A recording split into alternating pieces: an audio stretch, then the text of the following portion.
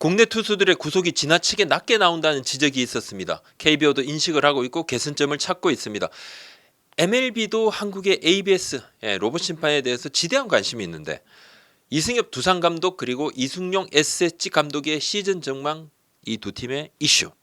오재원 전 해설위원 마약 투여 혐의로 구속 영장이 청구가 됐습니다. 이것도 한번 다뤄보도록 하겠습니다. 구속 이야기입니다.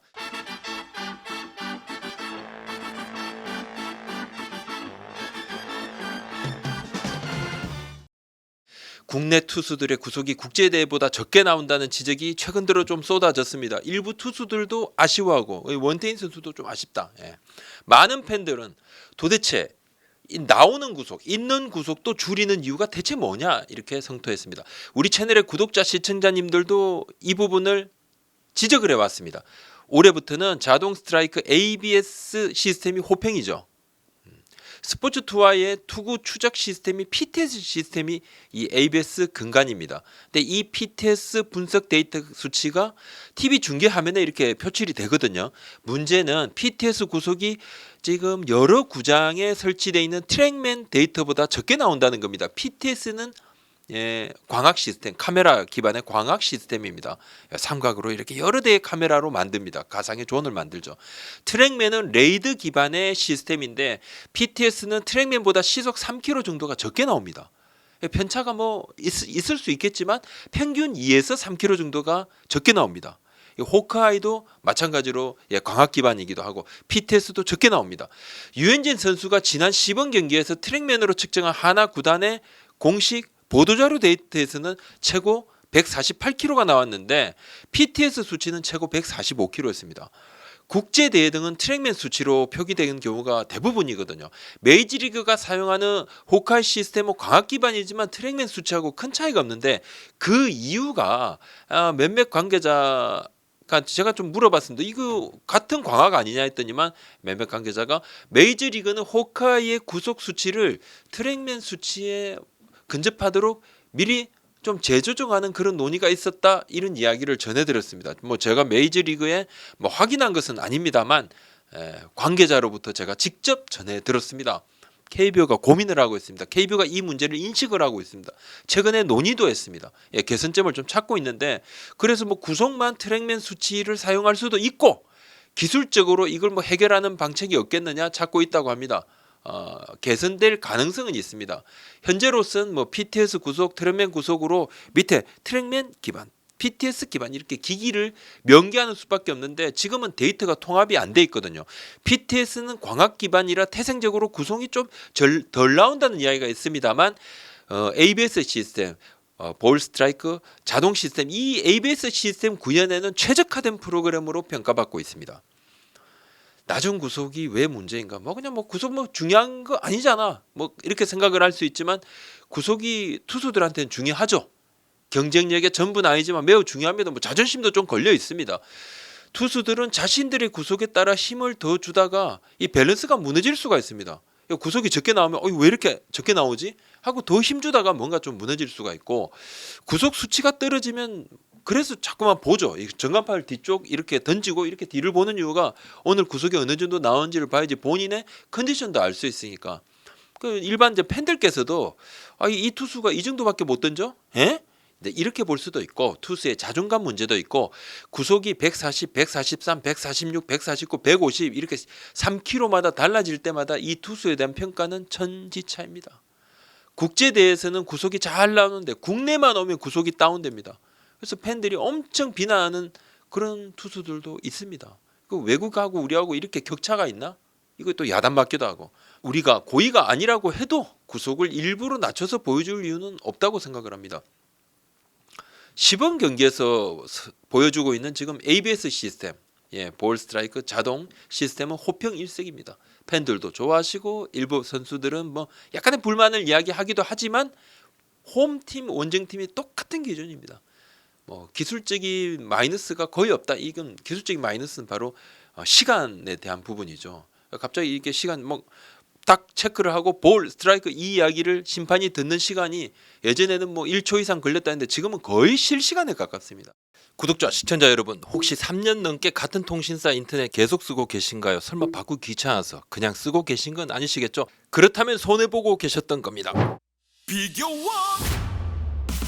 인터넷 비교원 할 때 인터넷 비교원은 인터넷 가입 시 47만원, 결합까지 하면 최대 200만원 상당의 요금 할인 혜택을 준다고 합니다. 유심도 변경하면 혜택이 더. 이런 인터넷 가입 업체가 있다니. 인터넷 가입원 할 때 비교원 지금까지 940억 이상 사은품 지급한 57만 명이 선택한 인터넷 비교원. 365일 언제든지 상담 가능하니 3년마다 놓치면 후회되는 혜택 절대 놓치지 마시길 바랍니다.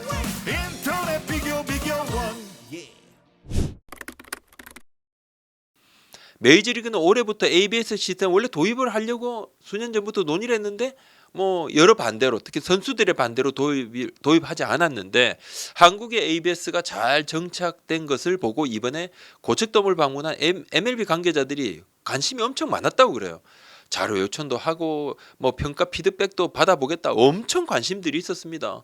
그래서 KBO에서도 조만간 MLB도 ABS를 도입하려고 하는 건가? 도입할 가능성이 없지 않다, 있다 이야기를 합니다. 뭐 결정된 부분은 아니죠. 근데 MLB의 관심에 KBO도 상당히 놀랐다고 그럽니다. 작년에 심판의 볼 스트라이크 정심률, 정심률은 91.3%, 그러니까 오심률이 뭐 8.7% 정도, 한 경기를 보다 보면 양팀 합쳐서 14개 정도의 오심이 발생하는데 볼 스트라이크 오심이 ABS를 도입을 하면서 목표치는 96%, 97%까지 우리가 끌어올리자 그렇게 했는데 실제로 시범 경기에서 중반까지 한번 체크를 해본 추적률은 99.9%였습니다. 볼 추적이 안 된 경우가 한 번 정도, 한 번 이하입니다. 극소수였는데 볼 추적이 됐다는 것은 그 존에 통과하고 안 통과하고를 통과하지 않은 부분을 딱 잡아냈다는 거죠. 실제 개막 이후에 문제점 뭐 발생을 할 수 있습니다. 볼하고 비슷한 물체가 날아들거나 비가 많이 오면 제대로 작동하지 않을 수도 있습니다. 그러면 이제 심판이 매뉴얼대로, 있는 매뉴얼대로 안 되면 수동으로 판정을 하게 되는데 일부 이제 선수들이 구장마다 ABS 좀 다른 것 같은데 이런 주장은 이제 카메라 위치가 구장마다 조금 미세하게 다를 수 있습니다. 근데 뭐 타석이 일단 보이는 데 카메라를 설치를 하기 때문에 네모의 가상존을 설정을 하거든요. 이론적으로는 큰 차이가 없겠지만 이게 KBO 입장입니다. 하지만 구장의 미세한 뭐 경사도 차이라든지 타석에서 타자가 땅을 계속 고르는 과정에서 미세한 높낮이 차이가 좀 발생은 할 수 있다, 이런 설명을 덧붙이던데, 대신에 이 모든 미세한 변화도 홈팀과 원정팀에 100% 똑같이 적용됩니다. 이것이 ABS와 심판 판정의 어찌 보면 뭐 근본적인 차이라고 할 수 있는데, 우리 팬들께서 참 많이 속상해하신 분, 오심도 그렇지만 팀에 따라서 또는 선수에 따라서 이 오심률이 차이가 있는 거 아니야, 이런 좀 불만들을 많이 이야기를 하셨거든요. 그리고 이제 ABS를 하다 보니까 심판들의 삼진콜이 좀 밋밋해졌다는 의견이 있습니다. 아무래도 심판이 자의적으로 판단하는 것하고 ABS 소리를 듣고 판단하는 것은 차이가 있기 때문에 KBO가 심판진에 좀 더 다이내믹하게, 원래 하던 대로 좀 다이내믹하게 움직임을 좀 가져달라 이렇게 요청을 한 상태입니다. 피치클락 얘기를 잠시 드리겠습니다. 피치클락은 뭐 조금 있다가 KBO에서 발표를 할 겁니다. 아직은 보도자료가 안 들어온 것 같은데 오늘 발표하는 것을 제가 알고 있습니다만, 피치클락은 현장하고 재논의를 해서 1구는 올 시즌 내내 그냥 시범 운영으로, 원래 전반기 시범 운영하고 후반기에 결정한다 했는데 그냥 후반기까지 시범, 대신에 2025년에는 정식 시행하겠다, 미리 예고입니다. 예고를 하는 겁니다. 퓨처스 리그도 전반기는 뭐 진짜 하고 전반기부터 퓨처스 리그는 그냥 쭉 가는 걸로 이렇게 했는데, 퓨처스 리그도 전반기는 시범 운영, 투수하고 포수가 무선기기로 사인 주고받는 피치컴은 시즌 중에 도입을 하는데, 그러니까 내년에는 이제 자연 도입이 됩니다. 올해는 그냥 시범 운영으로. 그리고 투구가 시작되면 시간 오버가 되더라도 안 끊기고 투구 후에 경고를 하는 거. 그리고 포수는 장비 착용, 해제하는 시간은 더 부여를 받습니다. 뭐 당연한 거겠죠. 이승용 감독이 꼽은 강팀 올 시즌에 KT, 기아, LG, 두산입니다. KT, LG, 기아는 워낙 이제 전력이 탄탄하고, 기아는 나성범 선수의 6주 전후에 이제 부상이 변수입니다. 근데 뭐 타선과 마운드 조화가 돋보인다는 이야기를 했었고, 무엇보다 두산 이야기를 많이 했는데 원투펀치 알칸타라, 브랜드 이 두 선수 확실하고, 곽빈까지 3선발이 좋고, 불펜도 김태균 선수 합류하면서 좀 탄탄해지고, 타격도 경험 많은 선수들이 있고 김재환 살아날 기미를 보이고 라모스 선수 방망이도 잘 치고 두산을 눈여겨본다고 했습니다. 나머지 한 자리를 SSG가 치고 들어가야 된다는 이야기를 했는데 SSG는 부상만 안 당하면 되고 한윤섬 선수가 키플레이어다. 또 2루 경쟁은 안상현 선수 앞서가고 1루 후보군이 이제 전의산, 고명준 이 두 젊은 선수에게 기대를 건다 이야기를 했습니다. 주위에서 SSG를 5강 후보로 꼽지 않은 데 대해서는 오히려 좋다. 부담 없다. 선수들이 더 힘낼 거다. 자존심이 있으니까 초반에 4월, 5월 이 싸움에 최선 다하겠다 이야기를 합니다.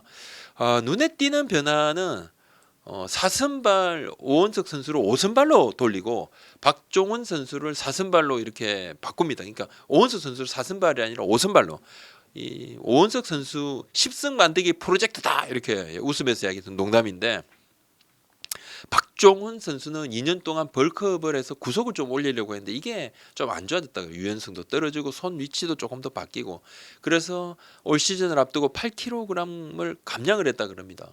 굉장히 좀 본래의 모습으로 돌아가는 거. 그리고 4선발하고 5선발은 아예 뒤에 한 명씩을 더 준비를 시킨다. 2명까지도.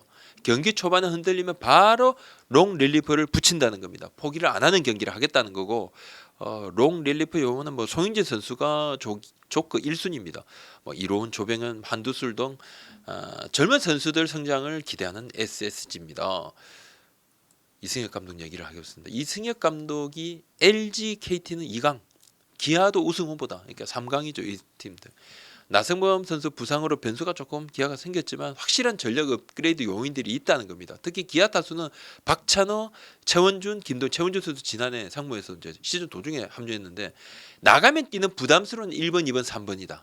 또 선발로 양현종, 이을이 또 마무리 정영 선수가 있는데 정영 선수 드라이브 라인 다녀오고 정말 좋아졌다. 또 중간에도 임기영, 최지민의 뭐 곽도규 선수도 좋아졌다는 이야기를 했는데 그럼 하나에 대해서도 이야기합니다. 하나도 좋아졌는데 선발 투수가 5명이 확실하고 김민호 선수가 5선발 아니냐. 뭐 할 말 다 한 것 아니냐. 타선도 지난해 최은승 올해는 안치홍도 합류를 하고 완전히 좀 달라졌다. 두산의 이들 4팀과 정면 승부를 해야 된다. 그런 상황이다 이야기를 하면서 올해 이제 리그가 굉장히 좀 치열할 거다. 롯데도 외국인 타자 레이에스 선수가 집중력이 좋더라. 또 나승엽 선수가 타격도 좋아졌고 뭐 한동희, 김민석 이렇게 이 두 선수의 초반 공백, 부상 공백이 변수다 이야기를 했는데 두산이 좀 플러스 되는 그런 부분들은 지난해 호주 캠프만 37일을 했다 그래요.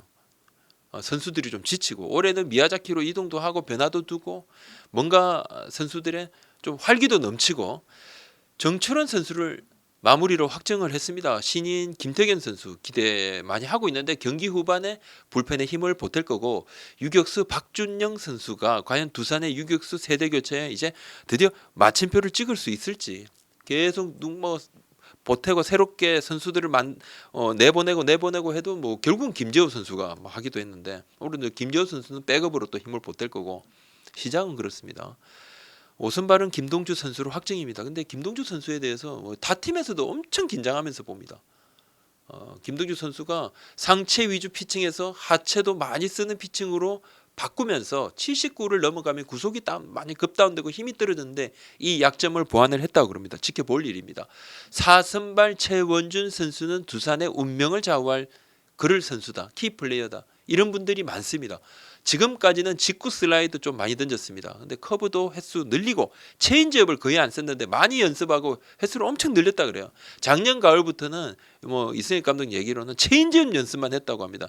하도 체인지업을 이렇게 체인지업을 하도 많이 이렇게 돌리다 보니까 인사할 때도 안녕하십니까 이렇게 모자 이렇게 안녕하십니까 이게 아니라 이렇게 안녕하십니까 이렇게 인사를 한다는데 라모스 선수가 괜찮고 그래서 지난해는 양의재 선수가 치면 이기고 못 치면 지는 타선이 거의 너무 좀 공격력이 좀 다운됐었는데 이제 좀 나아지지 않을까 벗어날 수 있지 않을까 기대를 하고 있습니다. 오재원 전 해설위원 이야기를 좀 하겠습니다. 전 야구 국가대표 내야수 오재원 해설위원이 마약 투약 혐의로 구속영장이 청구가 됐습니다. 오늘 좀 이따 영장 실질 심사를 받는데 충격이죠. 녹취록까지 언론에 공개된 그 내용이 너무 충격적입니다. 뭐 의의가 없죠. 은퇴한 선수가 해설위원입니다. 뭐 야구계를 이제 뭐 좀 떠났다고도 할 수 있는데 그렇지만 뭐 일반인이죠. 하지만 두산 팬뿐만 아니라 국가대표로 활약을 했던 딱 한때 국민적인 사랑을 받았던 사람인데 마약 투약에 대해서는 일부 시인을 했습니다. 지난해 해설위원 할 때 막말을 해서 이제 하차를 했어요. 뭐 2022년 은퇴할 즈음에서 팀 내에서 그때도 뭐 안 좋은 이야기들이 좀 나왔습니다. 훈련 뭐 그런 부분이라든지 등등등등. 근데 지난해 해설위원 할 때 방송국 중계진과 의견 대립이 좀 있었습니다. 좀 더 빨리 중계 준비를 하기를 좀 중계진이 원했는데 본인은 뭐 중계진 의견하고 달리 사전에 미리 그 전날에도 전화로 선수 개별 취재를 마쳤다. 그래서 오재현 위원 생각이 좀 충돌하면 현장에서 미리 사전 취재를 좀 더 많이 할 걸 중계진이 이야기를 했는데 그걸 좀 본인 생각이 달랐던 거죠. 중계진은 훈련 중에도 선수들이 부상이 나올 수 있다. 그래서 마지막까지 좀 체크 업데이트를 해야 된다고 주장을 했는데 뭐 오재현 위원 생각하고 좀 많이 달랐습니다. 마찰을 좀 빚었고 막말 논란이 있었고 이제 복귀 시기에 대해서도 그때도 중계진에서는 뭐 얼마 동안은 복귀를 하면 안 된다는데 본인은 좀 더 빨리 복귀하고 싶다 그런 이야기도 했었고 결국은 하차를 했죠. 수면 장애, 스트레스 가중으로 인한 정신적인 어려움을 주위 사람들한테 토로한 적이 있습니다. 수면제 복용은 뭐 수면 장애 다른 선수들도 트레이너 지도하에 뭐 한정적으로 승인받고 먹기도 합니다. 뭐 그런 경우도 많지는 않아도 일부 선수 있기도 합니다.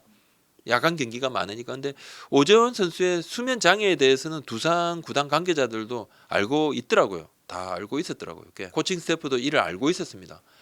훈련에 지장을 줄 때도 있었다고도 이야기를 했고 이미 몸은 몰라도 이제 마음은 좀 많이 상했다. 그렇게 볼 수 있는데 마약은 뭐 이건 뭐 너무 나간 이야기죠. 레전드인 박찬호 위원 저격을 했죠. 뭐 예전에 본인 해설할 때 그에 대한 부분들. 그 다음에 또 해설을 하면서 양찬스 선수의 그 뭐 빈볼 그런 부분에 대해서도 이야기를 하고 또 뭐 선수하고 또 안 좋고. 김태형 감독에 대해서도 불만 토로한 걸 김태형 감독 본인도 알더라고요. 제가 지난달 오키나와에서 김태형 감독하고 식사를 할 때 오재현 위원에 대해서 좀 물어봤습니다. 그런 부분도 알고 있냐? 뭐 알고 있고 나 말 안 할 거라고 뭐 손살에 치고 말을 아예 안 한 뭐 그런 사안도 있기는 했습니다. 일단 구속영장이 청구가 됐고 영장 실질 심사 뭐 결과도 한번 지켜보도록 하겠습니다. 오늘 여기까지입니다. 고맙습니다.